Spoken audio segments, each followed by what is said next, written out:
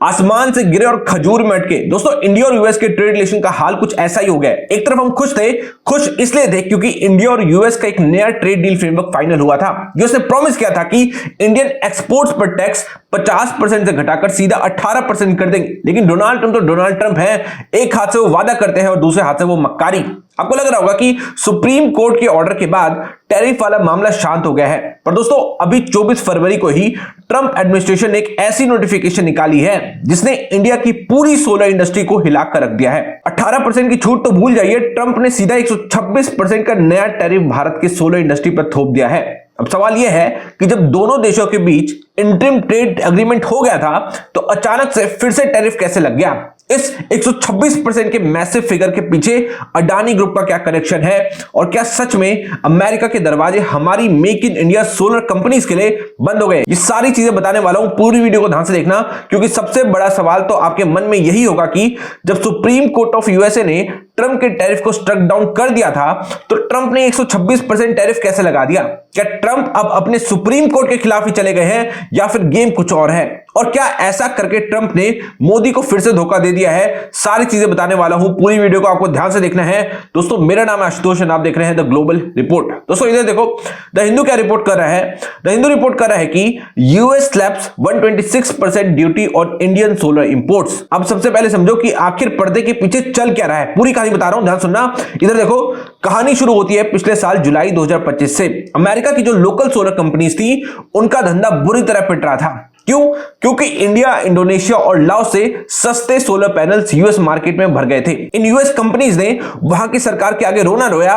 उन्होंने शिकायतें की कि भैया इंडिया की सरकार अपनी कंपनीज को पीएलआई और दूसरी हैवी सब्सिडीज दे रही है, इसलिए इनके पैनल्स इतने सस्ते हैं कि हम मार्केट में टिक ही नहीं पा रहे। इस रोने धोने के बाद यूएस कॉमर्स डिपार्टमेंट ने एक इन्वेस्टिगेशन शुरू कर दी और दोस्तों इस इन्वेस्टिगेशन के तहत ही एंट्री होती है अडानी ग्रुप की। ध्यान सुनिएगा, यहां एक बहुत बड़ा सेल्फ गोल किया है इंडिया ने। जब यूएस ने जांच शुरू की तो उन्होंने इंडिया से दो बड़ी कंपनीज को टारगेट पर लिया, मुद्रा सोलर एनर्जी और मुद्रा सोलर। ये दोनों ही अडानी ग्रुप की कंपनीज हैं। यूएस एडमिनिस्ट्रेशन ने इनको मैंडेटरी रिस्पोंडेंट्स बना दिया, यानी इन दोनों कंपनीज को अपने सारे हिसाब किताब, डॉक्यूमेंट और सब्सिडी की डिटेल्स यूएस सरकार को देनी थी। शुरू में सब ठीक था, लेकिन नवंबर आते आते पता नहीं क्या हुआ कि इन दोनों अडानी कंपनीज ने ही इस इन्वेस्टिगेशन से अपना हाथ पीछे खींच लिया। उन्होंने बोल दिया कि अब हम कॉपरेट नहीं करने वाले। और दोस्तों यूएस ट्रेड लॉ में जब कोई कॉपरेट नहीं करता है तो वहां एक बहुत खतरनाक नियम लगता है जिसे कहते हैं एडवर्स फैक्ट्स अवेलेबल, यानी एएफए।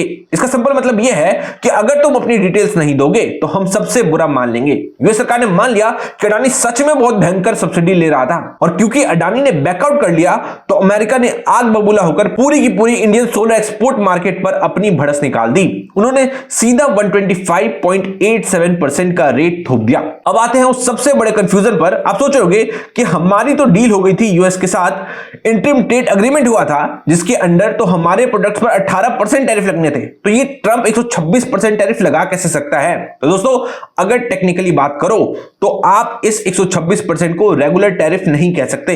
ये है सीवीडी, यानी काउंटर वेलिंग ड्यूटी। आसान भाषा में समझिए, ये एक काउंटर बैलेंसिंग स्टेप है। जब यूएस को लगता है कि आप अपने देश में अनफेयर सब्सिडी बांट रहे हो तो उस सब्सिडी के असर को बैलेंस करने के लिए वो ये पेनल्टी थोप देते हैं। तो जो हमारी 18% वाली डील हुई थी वो एक नॉर्मल ट्रेड टैरिफ था, लेकिन ये 126% उसके ऊपर लगने वाला फाइन या पेनल्टी है जो सिर्फ सोलर सेल एक्सपोर्ट्स पर लगेगा। अब आप सोच रहे होंगे कि चलो ये भी मान लेते हैं, पर 20 फरवरी को तो यूएस सुप्रीम कोर्ट ने डोनाल्ड ट्रंप के लगाए गए टैरिफ को अनकॉन्स्टिट्यूशनल बोलकर उखाड़ फेंका था। तो फिर अमेरिका की सरकार 126% का ड्यूटी कैसे लगा सकती है?